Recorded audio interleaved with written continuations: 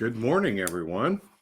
Welcome to live Q&A on Wednesday. Let me type in the greeting as well.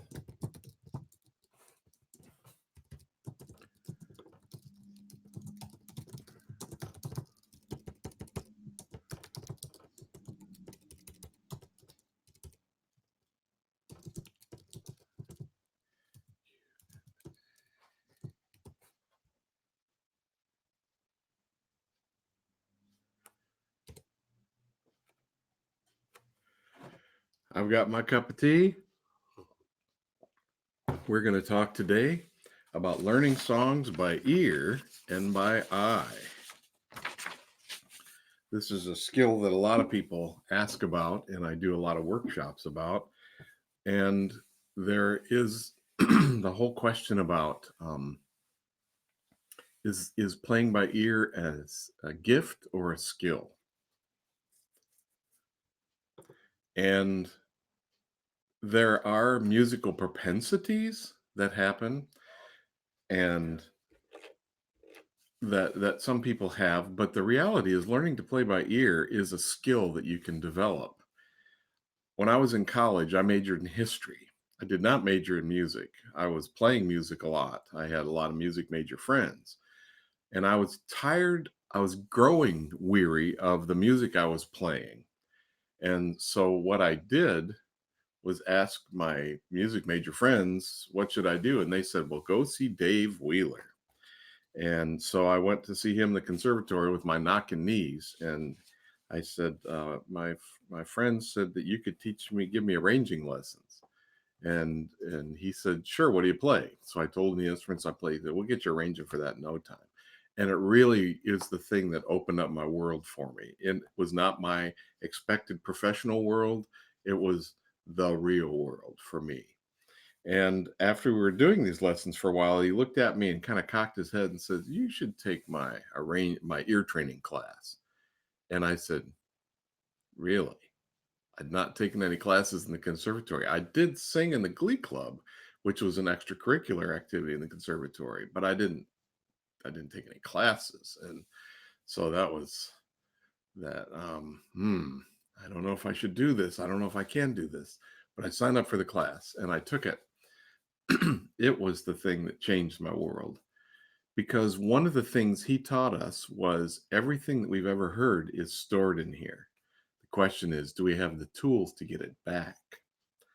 And so he came in on the first day and he wrote on the board some numbers: 3, 2, 1, 2, 3, 3, 3, 2, 2, 2, 3, 5, 5, 3, 2, 1, 2, 3, 3, 3, 2, 2, 3, 2, 1. So he took chalk and wrote this on the chalkboard and then put the chalk down. He said, we're going to play this in the jam session on Friday. And it's like, there's no musical notation. There's no key. What is this? And then one of the people in the class said, is that Mary Had a Little Lamb?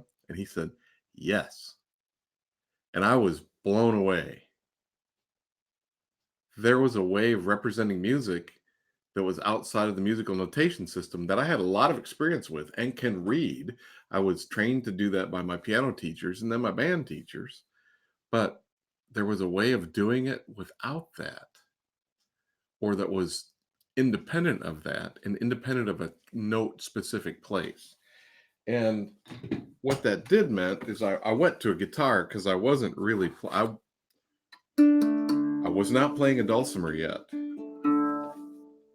But I knew that every time I moved my fingers on the frets, that I changed the pitch that I was playing. And so if I knew where home was, well, I was playing in DAA tuning, so home was the 3rd fret. And if I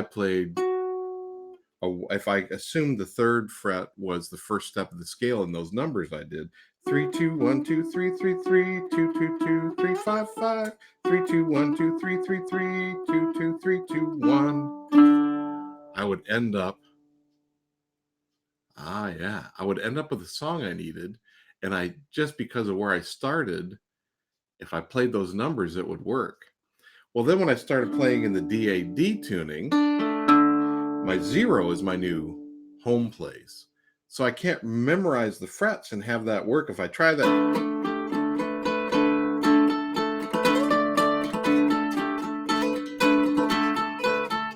well, it did work for the melody, but the drones didn't line up. That's what happens when you use a capo at the 3rd fret.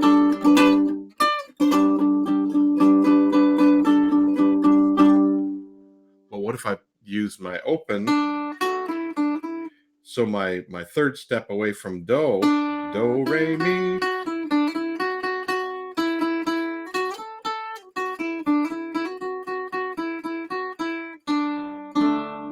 So now I'm going to 0, and because I walked away from that, 0 is my 1st step of the scale. 3, 2, 1, 2, 3, 3, 3, 2, 2, 2, 3, 5, 5, 3, 2, 1, 2, 3, 3, 3, 2, 2, 3, 2, 1.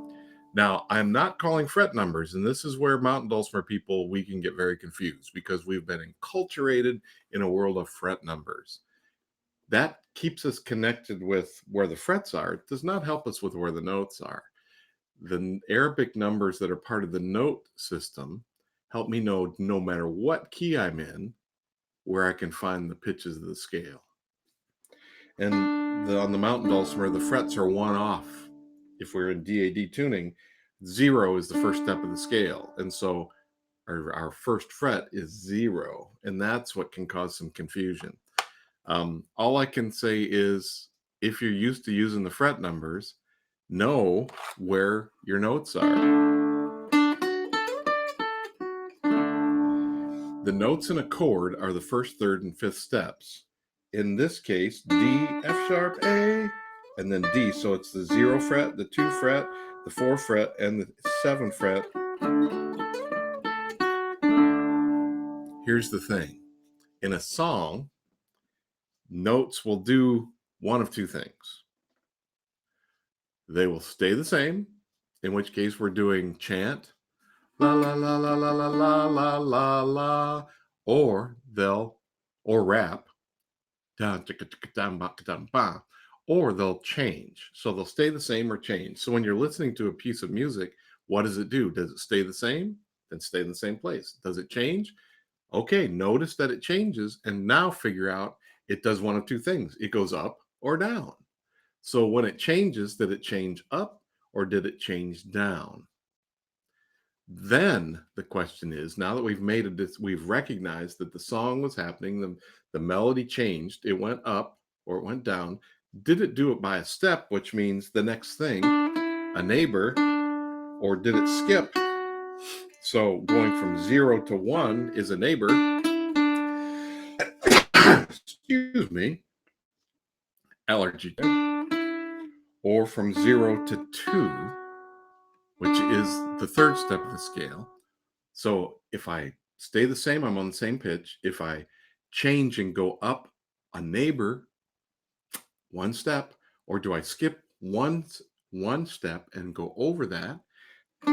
Or do I jump, which is some interval bigger than that?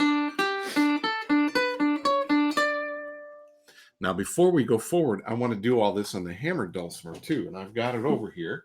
I'm going to move my camera so you can see it better.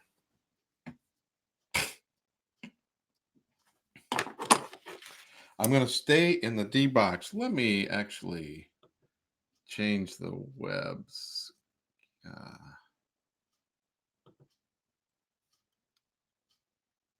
There, does that help? I made it a little bit bigger. Okay, so here's my D box.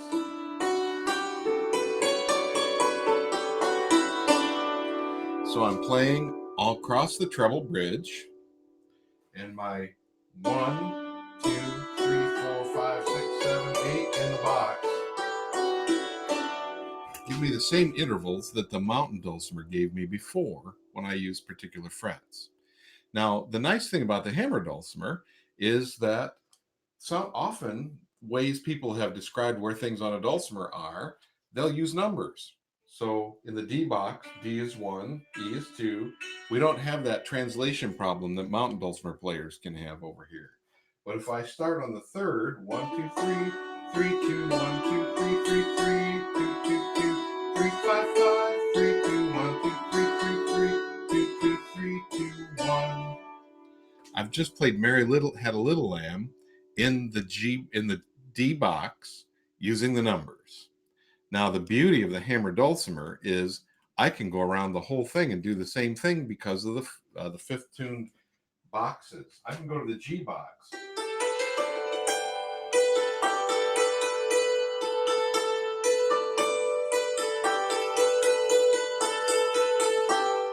I can go to the C box.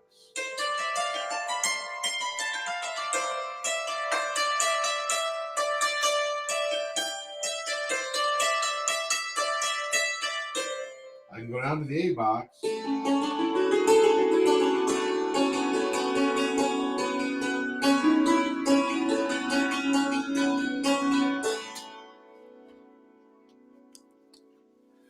What I'm doing here is I'm transposing simply by moving where I am on the instrument. And that is one of the benefits of the hammer dulcimer. It lets me do that because of the way it's laid out. Now, it's not necessarily easy to do this for every key, but there are a lot of keys for which it's very useful. The principle is the same, however, between the mountain and the hammer dulcimer. My notes that are going to be chord tones, the names of the notes that make up the chord of my home key, 1, 3, 5, they describe a box that I call Utah. Other people call that a shoe or a car, train car, or a chicken shed, or. But if I'm looking to play a song and I know where the chord tones are, that's going to be a really good clue when I'm being a tune detective. I'm going to come back over here to the mountain dulcimer.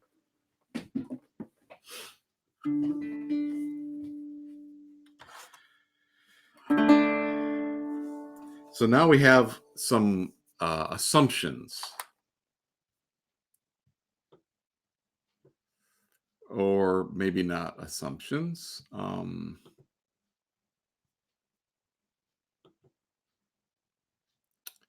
do I want to say this? Not some clues about how songs work. Most tunes end at home or do. That's just, if you're trying to figure out a song, starting where they start is not always, it's a helpful thing if you can do it, but it's not the best clue to what's going on. Let's use Happy Birthday as an example. Happy birthday to you. Happy birthday to you. Happy birthday, happy birthday.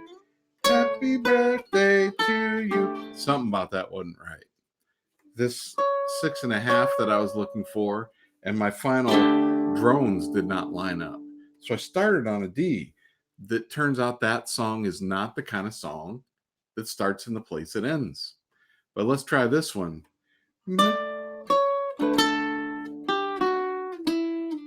Joy to the World starts on Do. There are no jumps.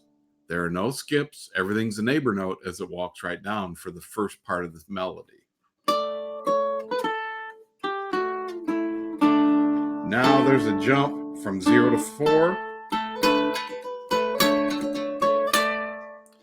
And then once it jumps to the 4, then it walks right back up the scale. And then it does these little things.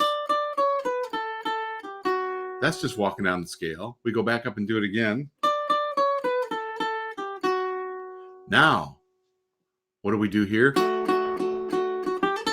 All neighbors. Now we go back below that. All neighbors. Big jump. Octave jump. And there was a skip there. Or yeah. So everything was very linear. And we did go up and down. There's only one big jump from 0 to 4. And then the bigger jump from 0 to 7. So what I'm doing is paying attention to the architecture of the tune as I'm playing through it, using some things I know about where things are going to land. This started on do, it ended on do. So I knew at least if I get confused in the middle, I can go back to do and I'll be able to find my way through the tune. And this, being a tune detective like this is an adventure for me. It's sometimes an adventure that has some frustration attached, but for me, it's not an adventure in frustration. It's an adventure because I want to figure it out. Um, the vast majority of tunes in our particular time, fiddle tunes, traditional tunes, a lot of hymns in the Western folk and traditional genres are played in a major key. And so, tuned the way we are, we have already set ourselves up to be able to catch these tunes. Now, the next thing I'll say is I think when we're trying to learn by ear, we should try to learn the tunes that we've known forever first, to develop our confidence, to build on capacity rather than our deficit and say, well, I couldn't do that either. You know, we are not playing music like they do ice skating, in competitive ice skating, where they give you all the points and then take away something for everything you screw up or let every little bobble you make.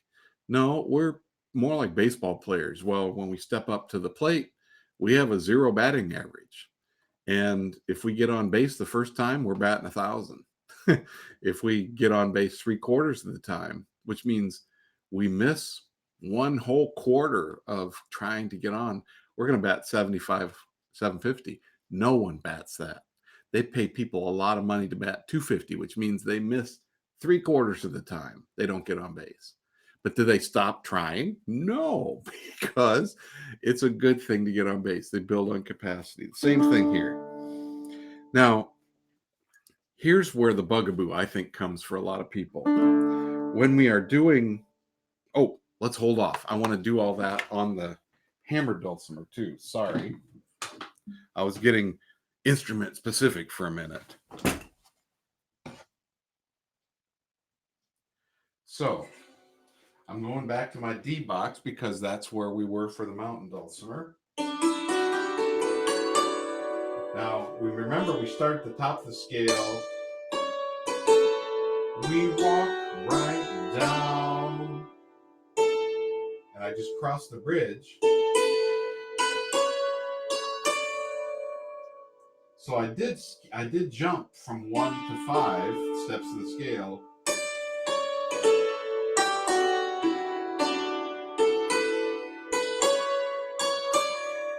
I'm going to come down again.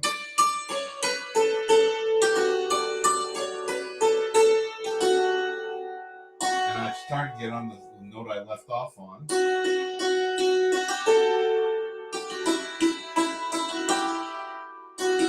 Big jump. But on the hammered dulcimer, not hard.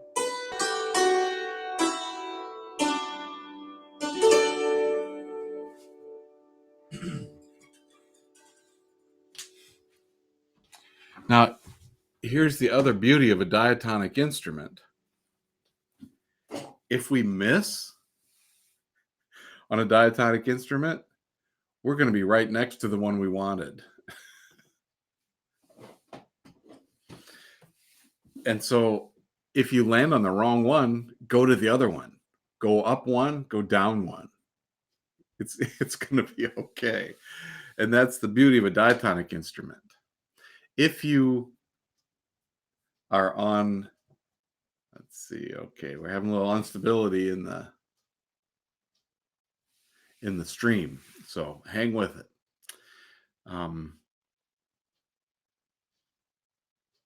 Well, let's move on now. We're ready to do the next thing. And that is when we are doing these changes and we know that it's bigger than a step, then we want to get used to what the intervals are. The space between two notes is called the interval. And if I play the same note over and over again, that's called a unison. And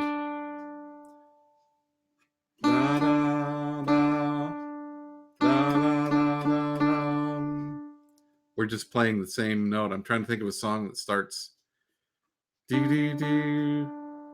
It starts at the very beginning, even on the Do Re Mi that Julie Andrews sings for Sound of Music.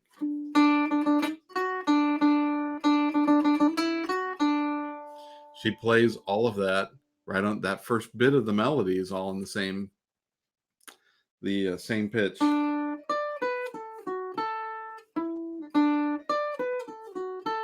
Take Me Out to the Ball Game is an octave. It's the same note name. Take me out to the ball game. But I'm jumping and using the same name. That's often the first interval that people can hear as they are growing and developing in their musical understanding as infants and children is the octave, because adults are talking in octaves below where children can sing and talk. Their vocal cords, they're smaller bodies. Their vocal cords are smaller. They vibrate at a higher frequency. And when I'm playing with children, sometimes they'll immediately hear the octave. They can't join me because I'm too low for their voices. Or I'll do my high voice and they'll match me. Here's the second interval that people tend to hear first, the fifth. So if they don't hear the unison to match the pitch or the octave, they'll hear the fifth. The twinkle, twinkle, little star. Bum, bum, bum, bum, ba, ba, ba, ba, ba, ba, ba, ba, ba, ba. That first 1 to 5 interval is the next thing, and sometimes the first thing children will hear. When I'm singing with them, they'll hear that, and they'll immediately, in a class where they are way earlier than being able to speak, we'll end on a song, and somebody in the room will go, bah.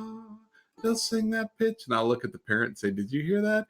Your child just echoed the fifth of this key, the twinkle, twinkle, twinkle, twinkle. So one of the things I would encourage you to do, like I said, the songs you've known the longest, is find nursery rhymes and try to play them on your instrument. Twinkle, Twinkle is one of those.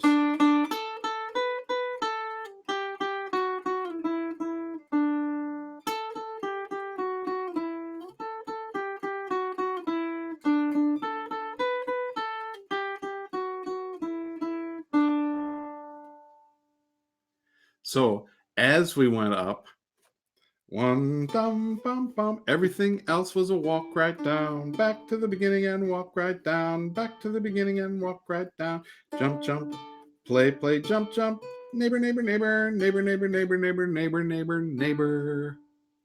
So what other nursery rhymes do you know? That's the question for you as you explore how do you get comfortable with these intervals. Now,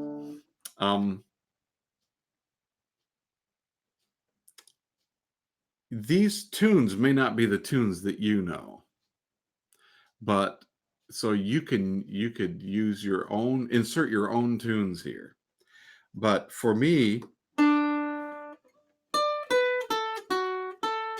Take Me Out to the Ball Game gives me that first octave. And also, Somewhere Over the Rainbow. Somewhere Over the Rainbow is an octave jump.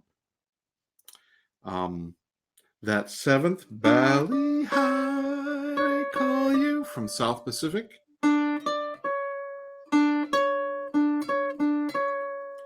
The flatted seventh, if you're a fan of West Side Story, there's a place for us.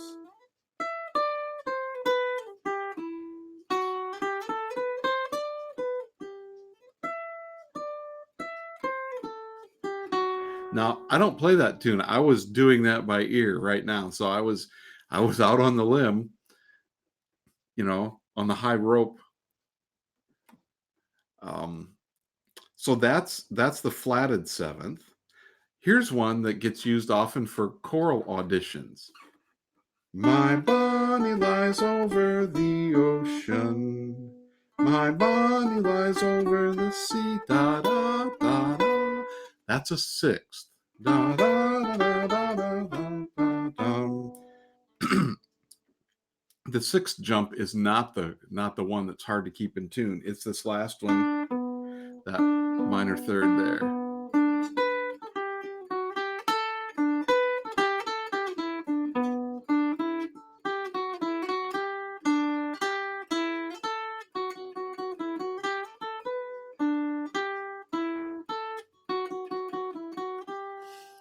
don't play that tune on the dulcimer either. I know the tune. I'm trying to apply the principles I've talked about. I do have a lot of experience doing it. So right now I'm not making the mistakes that I kind of worry about. Now,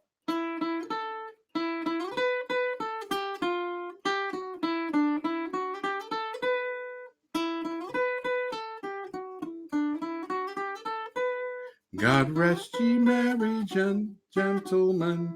That's a fifth. That's the same interval as Twinkle, Twinkle, Little Star. So I'm starting from 1 to 5.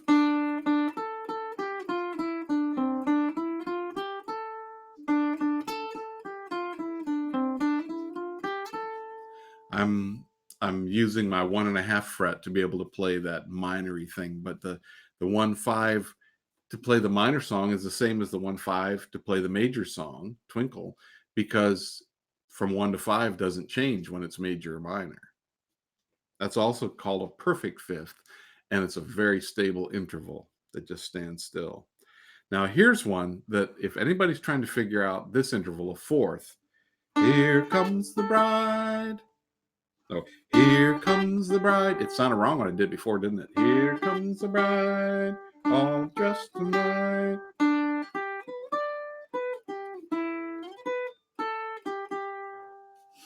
So that fourth interval is one that we also know from childhood. Um, and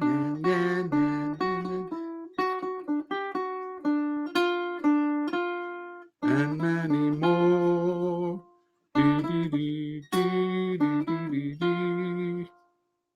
My Three Sons. That always makes me think of My Three Sons. But when I'm singing Happy Birthday, and many more, that's a minor third. You have a 1.5 step here, which helps me with that. So let me go through these intervals on the hammer dulcimer now. The stream is a little different because I'm not seeing anybody asking questions today. And but this will be recorded and available for the Dulcimer Crossing members as well to rewatch. And because it's being streamed to our Facebook page, it should be there for you to rewatch too. So I'm going to do the same intervals.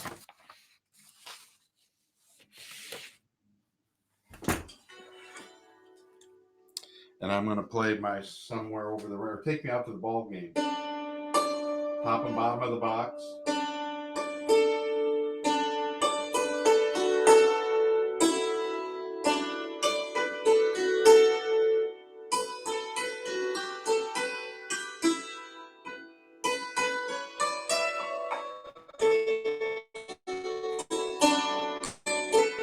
So I don't have that in there. You can tell this is not a tune I play.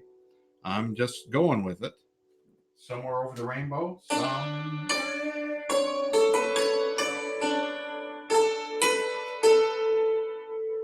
Valley High.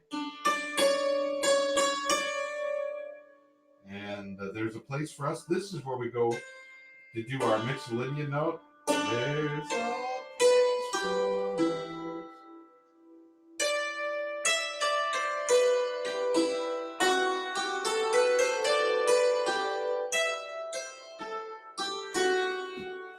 So that's a straight up and down tune on the hammer dulcimer. My body lies.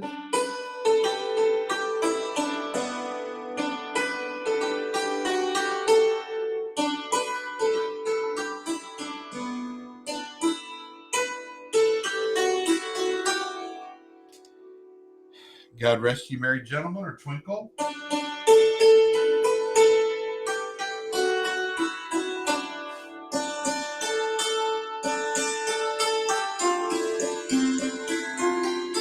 I went to the D minor box on the bass bridge to do that one.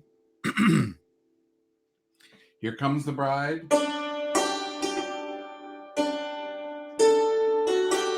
It's from a marked one to an unmarked one. And let's see. Yeah, yeah, yeah, yeah, yeah, yeah, yeah, yeah.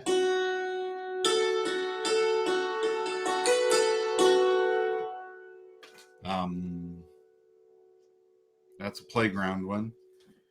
And anymore. And the happy birthday song.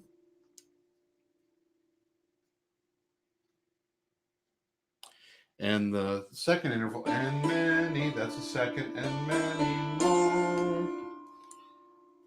Now, the reason I'm talking about these intervals is because when we're trying to learn a tune, the move between different notes is the interval, and that's what I want to be able to figure out. So I recently had a student ask for this.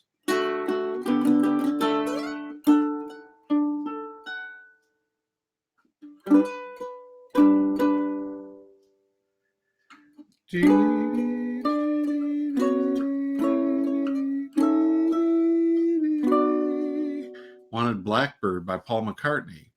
And so that was easy enough because that's chord, walk.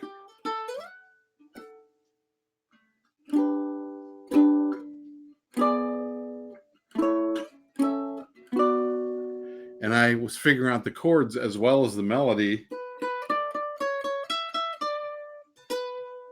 We don't have one of the notes, but I was able to still come up with, using my dulcimer, a way to try to figure out how to play this. And that's what a lot of people are asking their teachers, how do I play this tune? And other people say, do you have the tab for that? And they're looking for, I want to play the tune, but I'm tab dependent. I need the numbers. I need the musical notation for the hammer dulcimer. And a lot of people will tell me I can't play by ear. It's almost an article of faith for them. And the reality is, if you know when something is wrong, you are already playing by ear. So that's why I suggest you first learn to play tunes that you know before you try to play tunes you don't know.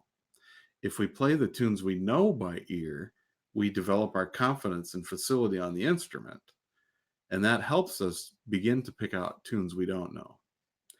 Now, this is the ear stuff. I'm doing things by ear, but I'm using eye because I'm trying to figure out where I am on the instrument. I'm not paper focused. I'm paying attention to how does my instrument work and how does this song work. And some of the things I try to do when I'm learning, I'll be playing a recording. I'll go, oh, that's a great tune. I really want to learn that one. The first thing I do is repeat it a whole bunch of times in the recording. And then I sing it a whole bunch of times.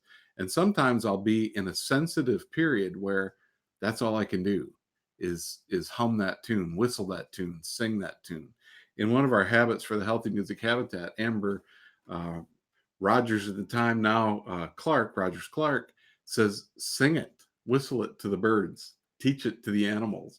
Her way of learning a new tune is to immerse yourself in it, share it with everyone else around you. And the animals and the birds on her farm weren't protesting. The family might, your partner might, but you want to be so immersed in it so that when you come to play it on your instrument, you can hear one, that's not quite right. That's not quite right. And then you have to give yourself some forgiveness. A lot of people will come to me and they will be in that either or mindset of I am terrific, I am crap. It's either or instead of being a continuum. And they have almost all of the song. They have one measure or one interval or one little place that's driving them crazy.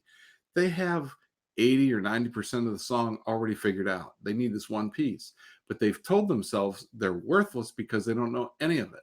And I want to correct that thinking, or not just want to, I do. If you figured out how most of the house goes together, don't worry about the paint color. Don't worry about all the decorations on the Christmas tree if you haven't put it up yet. You got to do first things first. And what is the structure of the song? That's where do the notes stay the same? My first way in, though, when I'm sitting in a jam session, is not to learn the melody. It's to learn the chord patterns. It's to learn the shapes of what's going on. To listen, can I find the home chord? If I can find the home chord using the handy dandy chord finder, I know that that's going to be one. And then I'm going to figure out what the 4 and 5 are. Oh, in this particular jam session, they're playing things in A.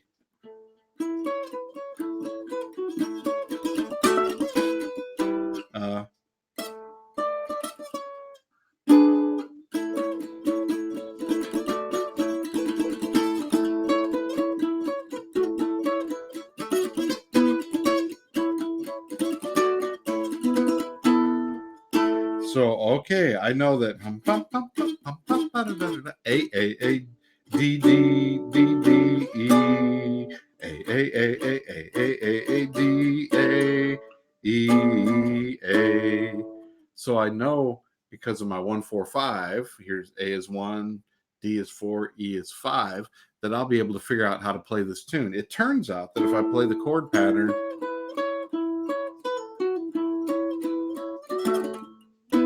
I can get close to the melody because the melody is going to be played on the chord tones that match the chords that I'm playing.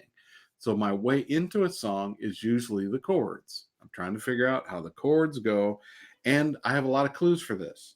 I can sit next to someone who's playing the chords who looks like they know the song. And I sit so that we're sitting next to each other. I learned this from Don Petty. If I sit next to Don over here and I don't look at my fretboard, I just watch how far his hand's going. When he goes up, I go up. When he goes down, I go down. I come close to a lot of things. I'll start hearing when I'm not right, and that's important. If here, this is the other little thing I like to share with people. If people will say in a jam session, I can't hear myself, and I say, good. If you can hear yourself, you're not playing what everybody else is playing. If you can't hear yourself, you're probably doing the right thing. Now, I understand the disconnect because when you're at home playing in your studio, in your couch, in your music room, you can hear yourself and you can't hear anybody else, and you know what your instrument sounds like, and you get that ear hand connection that's going on. And when you can't hear it, it can be very destabilizing, and it can undermine your confidence. But if you have played, trust your practice, because if you have practiced at home, when you go out, your hands are going to remember what you physically did. If you've done it enough, you may not be able to hear yourself to get that natural reinforcement. But if you don't hear yourself, it's because you're playing what everybody else is playing. And that's a good thing. Now, the second thing with that is if you're in the middle of a jam session and you can't hear yourself, stop playing. Then start playing again, and stop playing and start playing. The thing that was missing, that's you. That's the voice of your instrument. Put it back in, take it out, put it back in, so you can get used to hearing how your instrument sounds in the ensemble.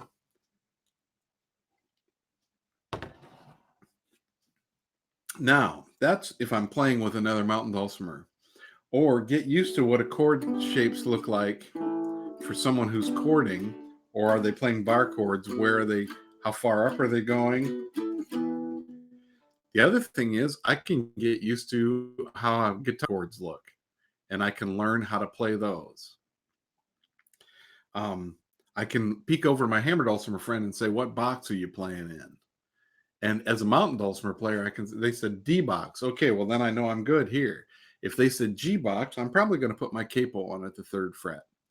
Or I'm just going to play the GCD chords because that's the 1-4-5 in the key of G. Now, I am going fast with a lot. Excuse me. I am going fast with a lot of these things, but this is a video. You can repeat it. There are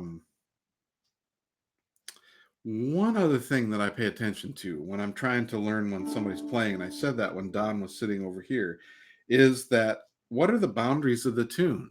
How high does it go? Is it a very big tune? The one that a lot of us learn first.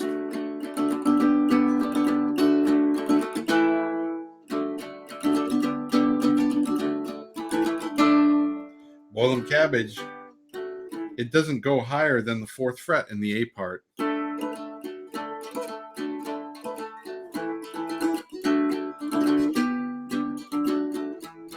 In the B part, it goes all the way up to 5.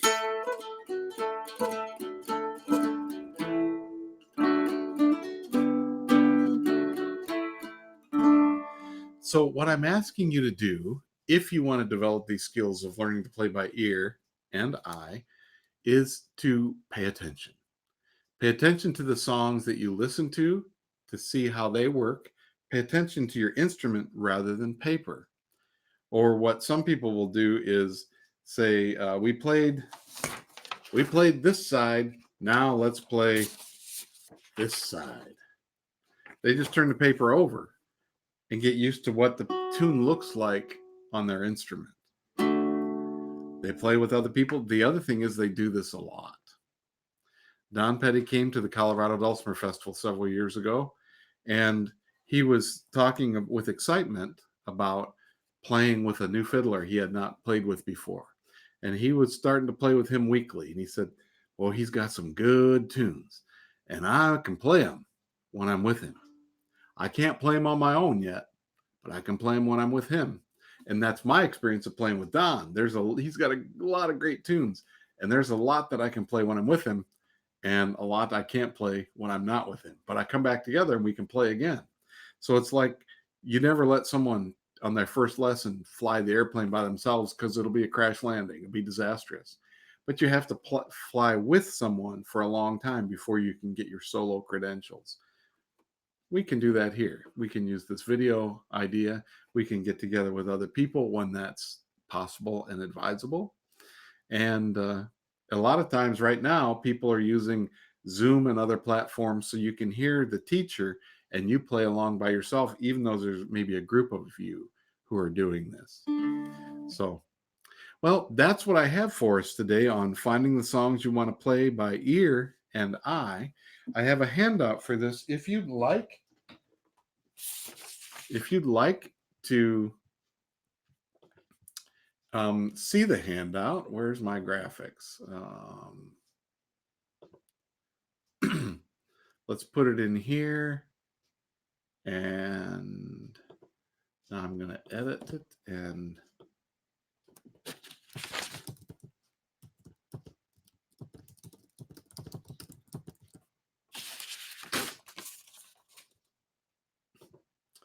now I'm going to show it again. That's going to change with my email. If you want to have the handout that I just described and used for this conversation, write to me at steve@Dulcimer Crossing, and I can send you a copy of that. Next week, playing along for singing when dulcimers are the only instrument.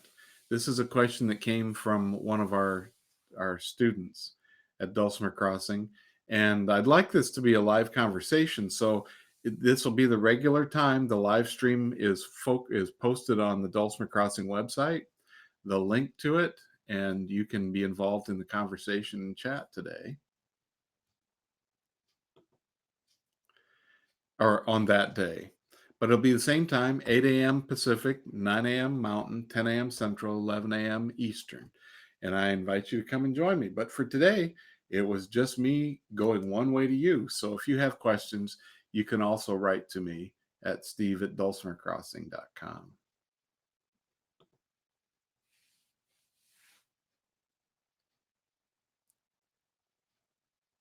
It's a pleasure to be with you in this way. If you have further questions about any of the lessons or are interested in becoming a member of Dulcimer Crossing, it's very easy, dulcimercrossing.com. It's very affordable. And the fact that we've got this large repertoire of lessons available for you to use and learn from at your convenience. And now your convenience, like for most of us, is that, well, I'm home. You may still be working from home, so I have a schedule to keep. And now the lessons are available whenever you are available. And you can always write to us, steve@dulcimercrossing.com or linda@dulcimercrossing.com. Two other announcements. Next week, on Thursday, we have our next step class in the Leap Forward in Your Musical Understanding. And that's at 4 p.m. Pacific time, which is 5 Mountain, 6 Central, 7 Eastern. And Aubrey Atwater will be our special guest instructor that day. Mountain dulcimer player from Rhode Island. And she'll be talking about tunings and keys and modes and all kinds of fun stuff in an applied way. And I'll be here so that I can translate what she's talking for the hammer dulcimer. And the other thing is, I'm beginning a live class this week there's still availability. And I'm going to put in here Owl Mountain Music. Let's get that out of the way. This is Hammered Joy.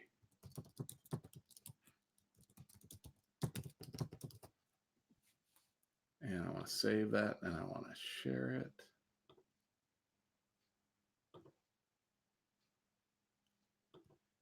So you can go to owlmountainmusic.com/online classes. It's called Hammer Joy, and it's a new class.